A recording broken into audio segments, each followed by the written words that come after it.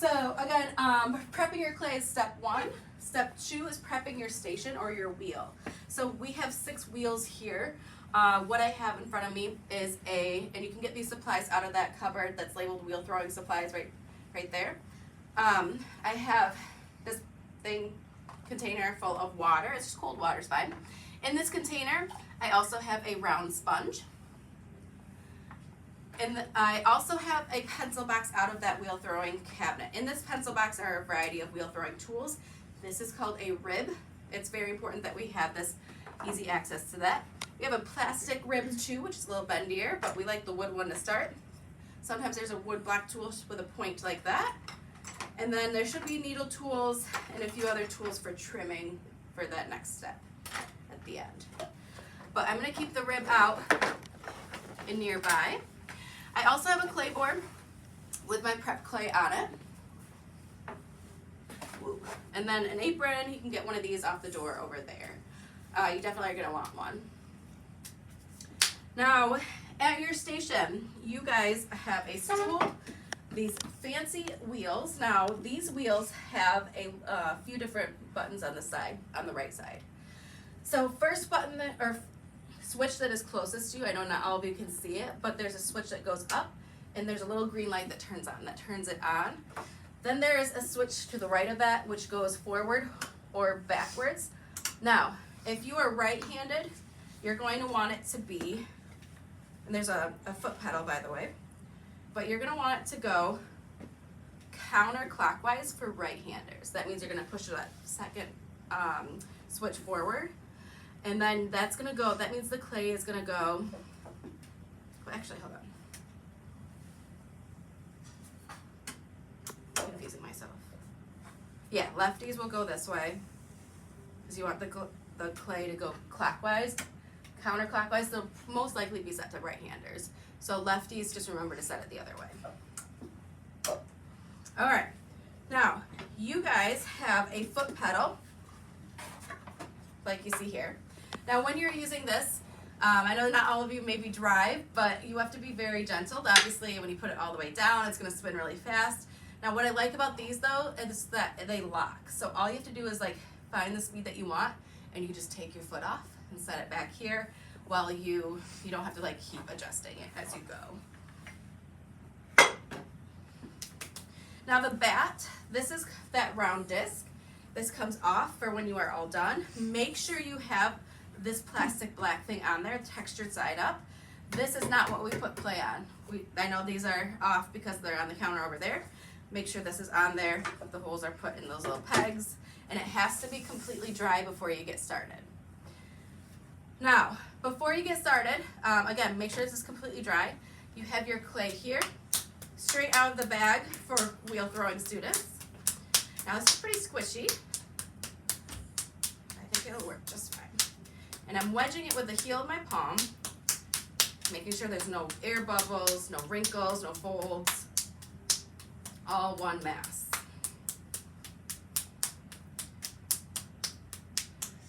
Also, I need someone to be my timekeeper. Who has a watch on right now? Do you know what time is it now? 8:20. 8:20. Can you tell me when it's 8:40? Yes. Thank you. All right, so I have this as a nice sphere, ideally really round. And I'm gonna go ahead and I'm gonna start this, and I have some clay on my finger a little bit. And I'm gonna start real slow. And you can kind of like use your finger to just find that center. I did like a slight mark. Then I know to smush that sphere right in the middle. Now, it's really, really important, guys, that you make sure that is on there really good. So good that you can lift it up. Okay?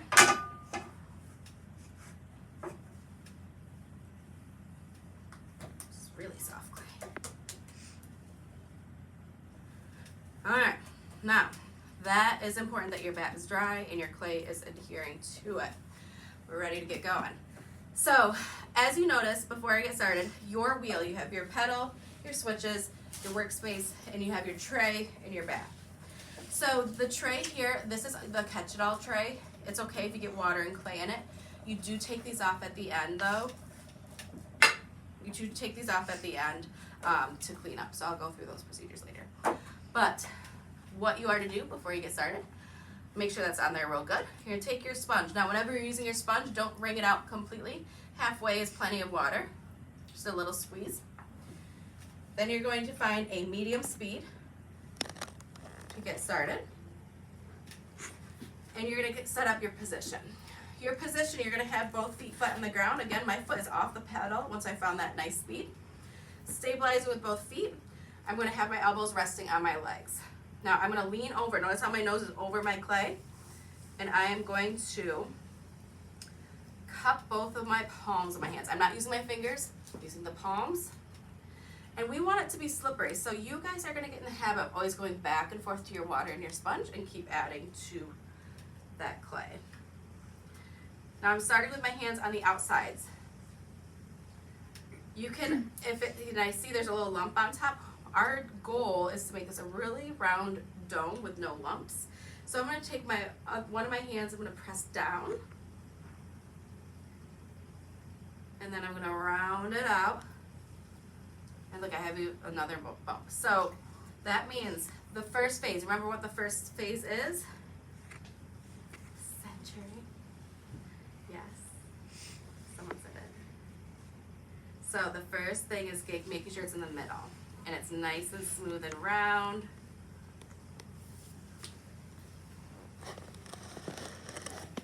And you're gonna get lots of clay on you. Totally fine. What I like to do for easy cleanup for future me is just kind of wipe it in that container there.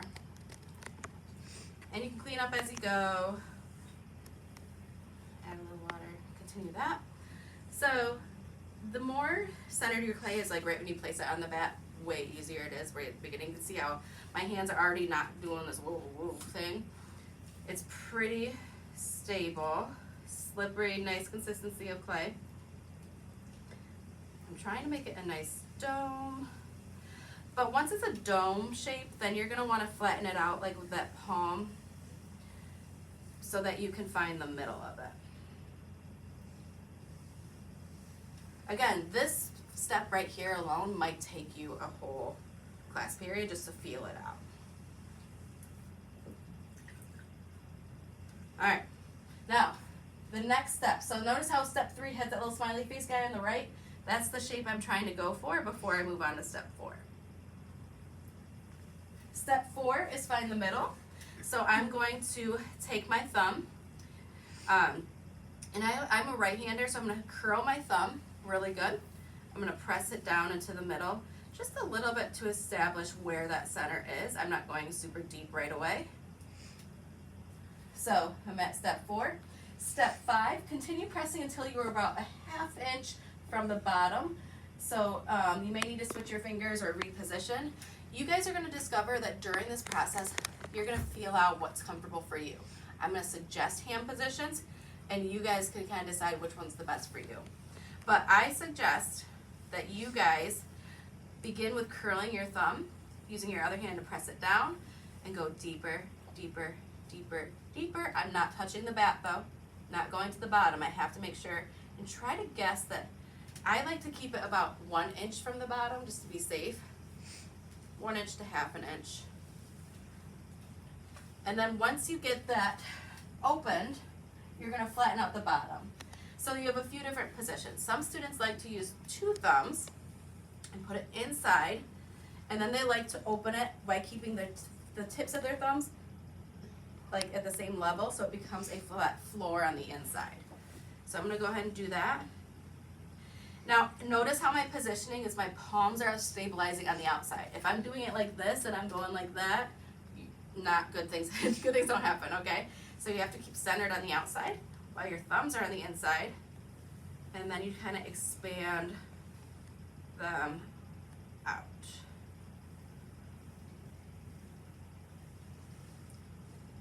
Now it's getting a little wonky. Really important that you check up on yourself. Is it centered? Is it centered? So that means that I need to go back on the outside, lean over, nose over clay, and make sure that is feeling centered. All right, so I'm starting to find out the bottom.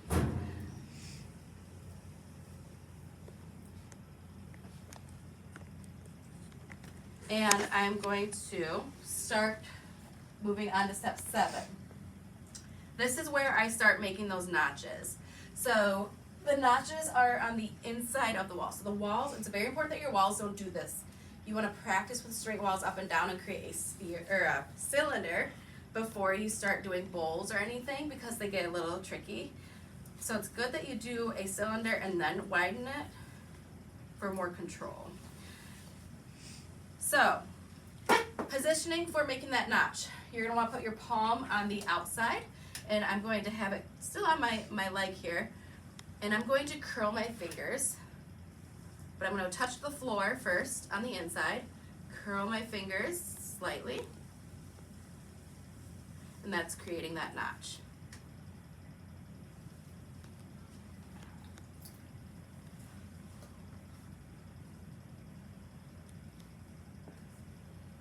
Now what I'm going to do is lift. So adding those notches and pulling up. That means I'm going to take one hand, these 2 middle fingers, I'm going to place it in that notch. My other hand is going to be on the outside wall. And what I'm going to do is I'm going to gently push those fingers together while at the same time lifting.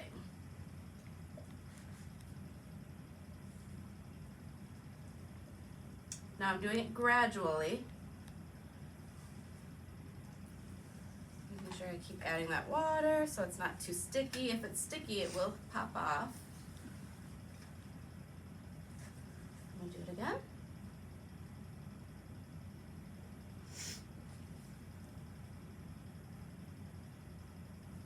Notice how my elbow is on my leg. Getting a little wonky, so I'm going to go ahead, I'm going to kind of pinch it in a different position. Maybe go on this side. And this is where I love this tool, the rib. All right, so notice how I have a lump. I'll show you how to fix that in a minute too. It's actually good that I'm not doing it very perfectly today because I can show you all the tricks. All right, so the rib here. The long side is really helpful for helping you shave off any extra and straighten out those walls. So I'm going to go ahead, I'm going to push that wall towards the long edge of that rib. And it's starting to straighten it out. Now it does dry it out, so I have to take that sponge again. But this is really helpful. You can even go on the inside, clean out the bottom. But this helps you sculpt and shape it a little bit more controlled than using your fingers. This is my favorite tool on the pottery wheel, the wood one, for sure.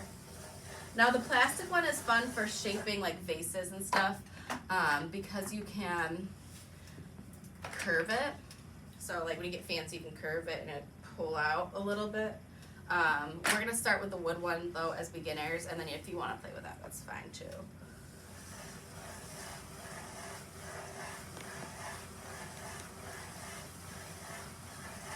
Alright, so notice how the lip of my cylinder has a lump in it. It's wonky because I, was along the way a little sloppy. That's okay. I'm going to show you a trick which maybe a lot of you will end up doing too as you're learning.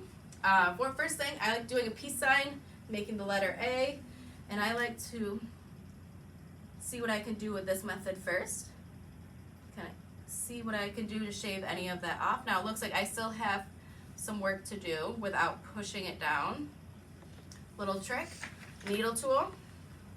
You're gonna hold it out like a dagger, making sure your elbows are planted in your legs. Stop the wheel, peel it off, and that hump is gone. So, easy solution if you have a hump on the rim of your structure. Now at this point, I'm gonna start that wheel up again.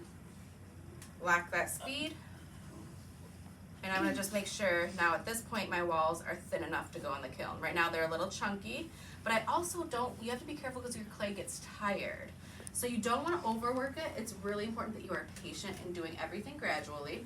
If you go too fast, it will flop right off, and you have to, my ceramics teacher in college said, you have to be one with the clay because you do have to feel it out. You have to If it has a bubble or if it has a bump, that means you need to be extra fragile and gentle with it.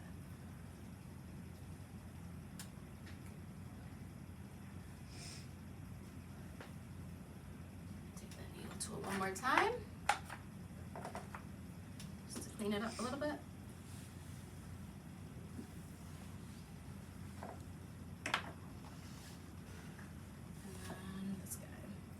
Alright, so finishing touches, notice how I'm using the sponge to smooth out any of those bumps.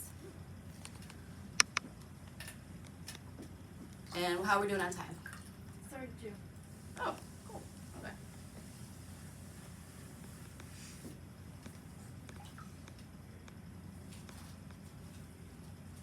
Now, if it puddles on the inside too, I know not all the A's can see that, it's totally fine. I'm just gonna make sure that it's deep enough before I start adding or finishing up here. So what I'm gonna do is I'm gonna stop the wheel. I'm gonna take this needle tool again. And if you're unsure on how far down you are, you can take this tool and you can stab it into the center of your clay, putting your finger on where the clay starts. I can then pull it up and I can see I'm about 1/2 inch from the bat. That's perfect. I don't wanna go any closer to the bat. This is the closest I want to go to the bat. So that's as deep as I want to go. So that's good. Before I start peeling it off, I can double check that. And what we're gonna do, I'm gonna go through cleanup next. Let's just do some finishing with this sponge. But again, I do like having a damp sponge just to smooth out.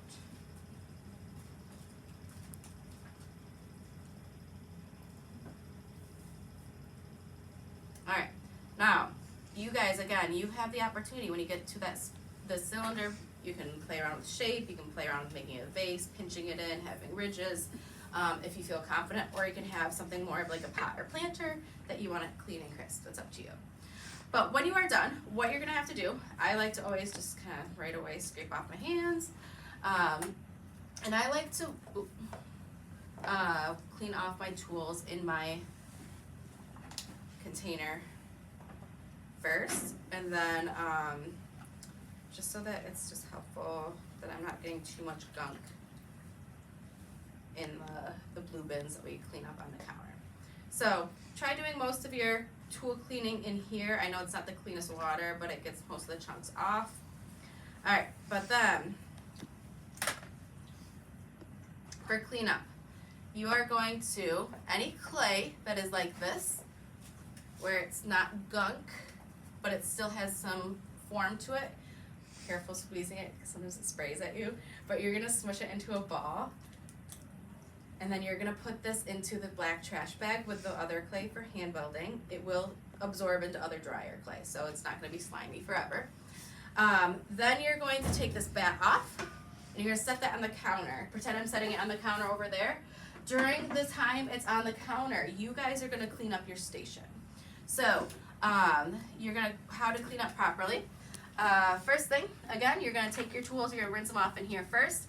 Then I wanna take all this over here, and I'm gonna go over to the blue bins. Now the blue bins there are some that are gunky, and then some that are cleaner water. The cleaner water ones are for your final cleanup. Over here I have this gunky one, making sure my sponge is out of here. I'm going to dump that in there. Okay, and I can take my paper towel, get the gunk out of the bottom here for the next person so that it's not just gathered there, and I can throw this in the trash. Okay. All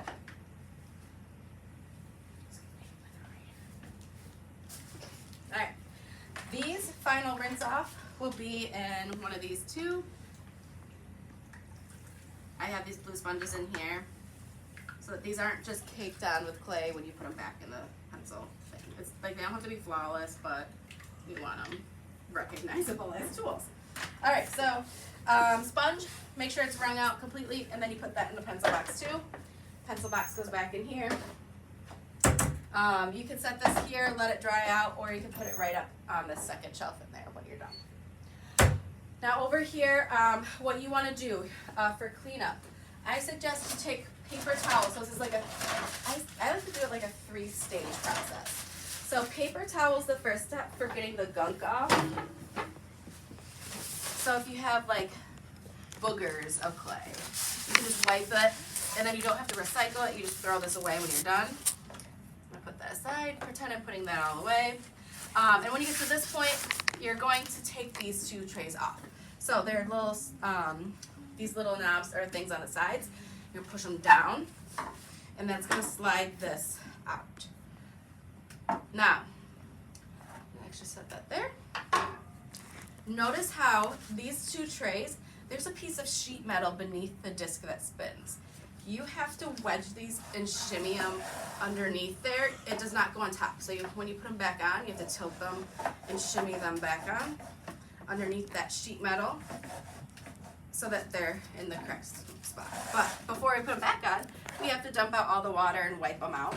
So I'm gonna go back to one of these gunky bins.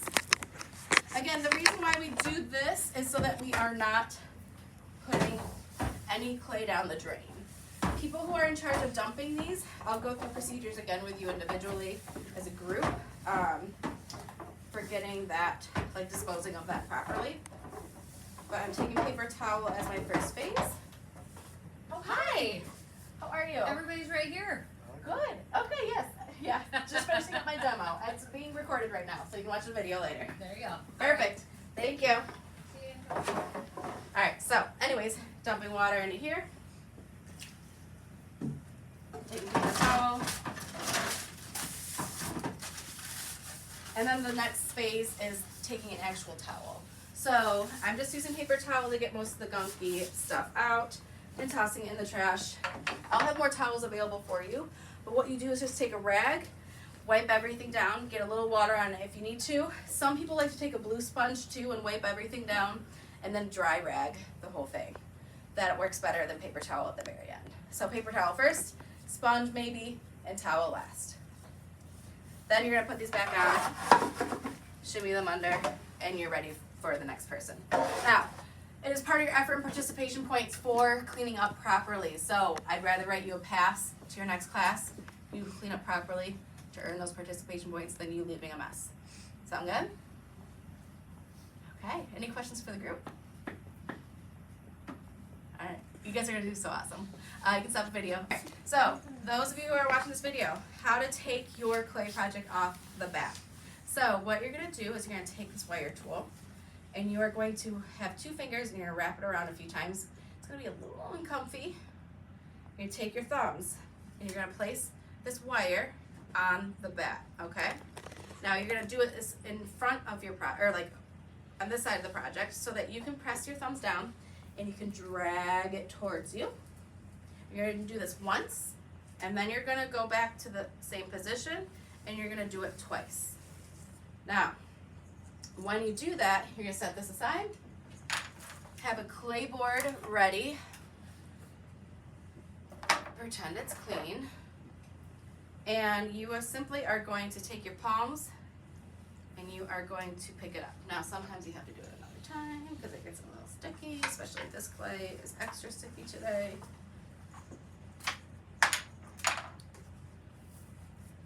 And then you can put it here. Now, obviously, that kind of warped it.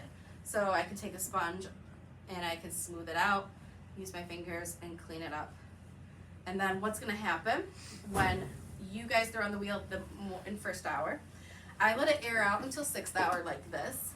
Then I flip it over, and overnight I have it dry the other direction, and I keep it wrapped in plastic but the bag open so it slowly dries. The reason why we do that is so that it becomes leather dry, so the next day you can do the last step, which is trimming, okay?